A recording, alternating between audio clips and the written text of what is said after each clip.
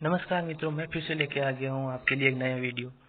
तो चलिए बिना वक्त गंवाए हम शुरू कर देते हैं अपने वीडियो की ओर। तो आपको स्क्रीन पर दिखाई दे रहा होगा कि राजस्थान कर्मचारी चयन बोर्ड ने पशुपालन विभाग में चतुर्थ श्रेणी पदों की वैकेंसी निकाली है मित्रों 2023 के अंतर्गत।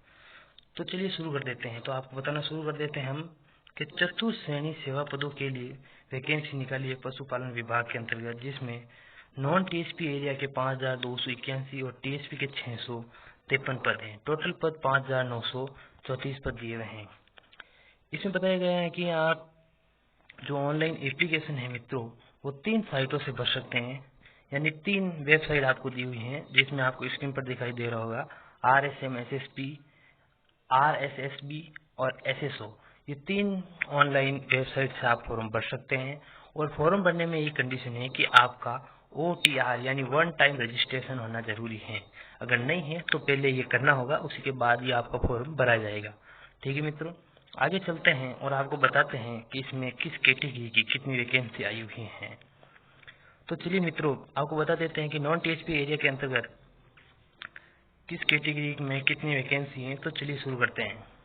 तो टोटल नॉन टीएसपी एरिया की 5281 पद आए हुए हैं, जिनमें से सामान्य यानी UR या जनरल कहते हैं जिसे, उसमें बॉयज की 1334 वैकेंसीज और फिर फीमेल की 381, ठीक है, विधवा की 152 और जो डिवोर्सी है या परित्यक्ता उसकी 38 दी हुई है। ठीक है मित्रों, आगे चलते आता है अनुसूचित जाति यानी SC। ठीक है मित्रों, एसी के अंतर्गत मेल की 586, फीमेल की 168, विधवा की 67 और जो परित्यक्ता है उनकी 16। ठीक है मित्रों, आगे चलते हैं। आता है अनुसूचित जनजाति। अनुसूचित जनजाति के अंतर्गत मेल की 440, फीमेल की 126, विधवा की 50 और परित्यक्ता की 12 रही है मित्रों। आगे चलता है अन्य पिछड़ा वर्ग यानी OBC, जिसमें मेल की 769, फीमेल की 220, विधवा की 88 और परित्यक्ता की 21 पोस्ट है मित्रों। आगे चलते हैं। आता है MBC अति पिछड़ा वर्ग, जिसमें मेल की 185, फीमेल की 52, विधवा की 21 और परित्यक्ता की 5 पोस्ट है मित्रों। आगे चलते हैं। आता है EWS या आर्थिक रूप से कमजोर वर्ग कह सकते हैं, जिसमें मेल की 369, फीमेल की 106, विधवा की 42 और परित्यक्ता की 1।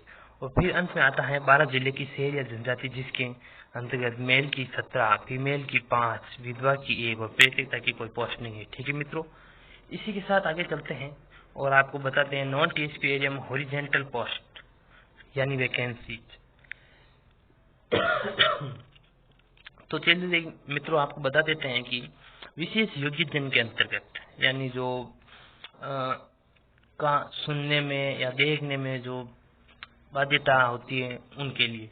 तो मित्रों, B या LV कैटेगरी की 53 वैकेंसी आई हुई है नॉन टीएसपी एरिया में, और SI कैटेगरी की 53 वैकेंसी है। LD या CP की भी 53 है, और ID या MI या SLD या ऑटिज्म पेशेंट्स की 52 है। ठीक है मित्रों, इसी के साथ आगे बढ़ते हैं और आते हैं भूतपूर्व सैनिक। ठीक है, तो मित्रों भूतपूर्व सैनिक की हॉरिजॉन्टल यानी ये नॉन टीएसपी एरिया में है। तो जनरल की 239 पोस्ट हैं, SC में 105 पोस्ट हैं, ST में 79 पोस्ट हैं, OBC में 138 पोस्ट हैं, MBC में 33 पोस्ट हैं और EWS में 67 हैं, और उत्कृष्ट खिलाड़ी की टोटल 105 पोस्ट हैं। ठीक है मित्रों, सभी कैटेगरी में। इसी के साथ आगे बढ़ते हैं और आपको बताते हैं टीएसपी एरिया यानी अनुसूचित क्षेत्र। ठीक है मित्रों, अनुसूचित क्षेत्र, इसमें आपको बता देते हैं हम, इसमें टोटल 653 वैकेंसीज दी हुई हैं, जिनमें से सामान्य वर्ग की मेल की 230, फीमेल की 67, विधवा की 26, परित्यक्ता की 6।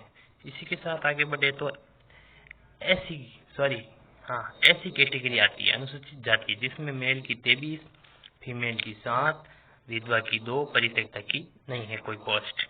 आगे चलते हैं तो आती है अनुसूचित जनजाति, जिसके अंतर्गत मेल की 206, फीमेल की 59, विधवा की 23 और परित्यक्ता की 5 वैकेंसी है। ठीक है मित्रों, इसमें आपको बता देता हूँ मैं हॉरिजेंटल रिजर्वेशन की पोस्ट है, जिसमें विशेष योग्यजन में बी या एलबी कैटेगरी की 7, एचआई की 7 और एलडी या सीपी की 6, आईडी या एमआई की 6। ठीक है मित्रों, और भूतपूर्व सैनिकों में अगर पूछ ले टीएचपी एरिया में तो जनरल की 41, एससी की 4, एसटी की 36 वैकेंसी है और उत्कृष्ट खिलाड़ी की 13 वैकेंसी है। ठीक है मित्रों, इसी के साथ हम आगे बढ़ते हैं और आपको बताते हैं कि मित्रों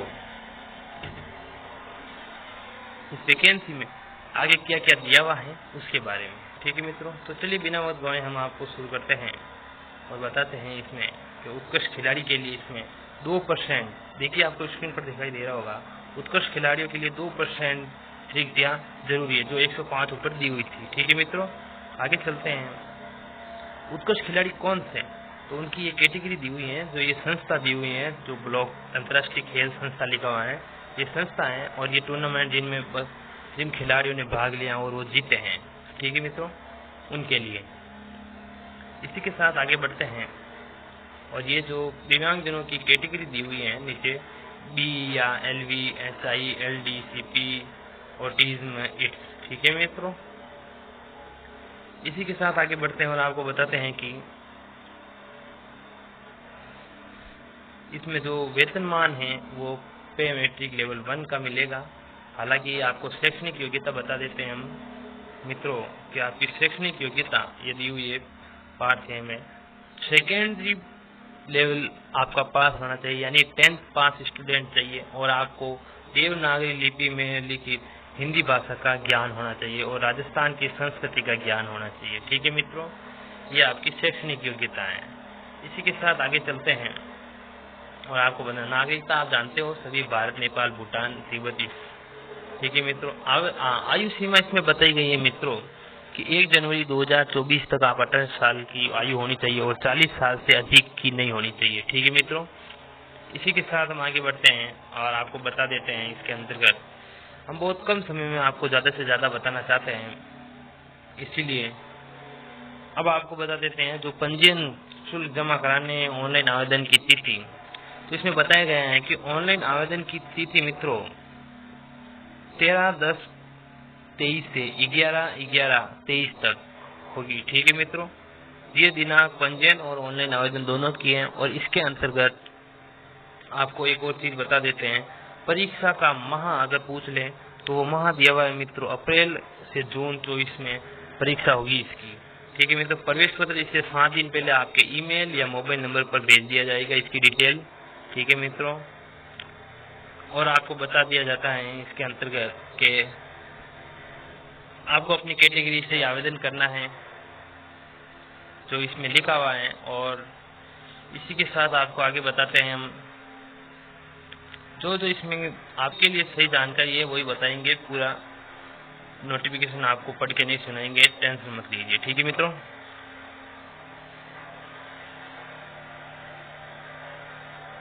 इसी के साथ मैं आपसे कहना चाहूँगा कि इसके अंतर्गत अगर आप गलत सूचना भरते हो फॉर्म में तो 7 दिन का आपको मौका मिलेगा फॉर्म भरने के बाद, जिसमें 300 रुपये चालान काटा जाएगा।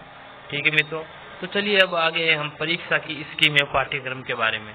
तो आपको बता देता हूँ कि इसके अंतर्गत एक पेपर होगा जिसके अंतर्गत 2 भाग में होगा, 2 भाग होंगे, जिसमें अ भाग 105 अंक का और ब भाग 145 अंक का होगा। टोटल 150 क्वेश्चन, 150 नंबर, 3 घंटे की परीक्षा होगी, जिसके अंतर्गत सभी बहुविकल्पी यानी वस्तुनिष्ठ प्रश्न होंगे मित्रों।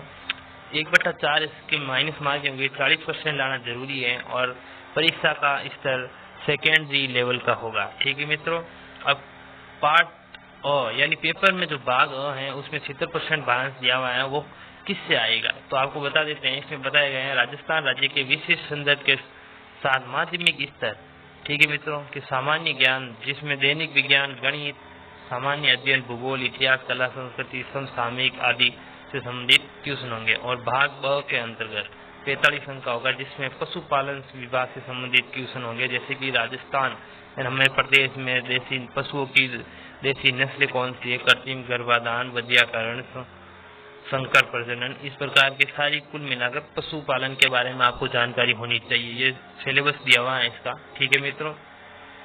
इसी के साथ मैं आपसे विदा लेना चाहूँगा। अगर आपको हमारा ये वीडियो अच्छा लगा हो तो इसे लाइक करें, शेयर करें और सब्सक्राइब करें। धन्यवाद।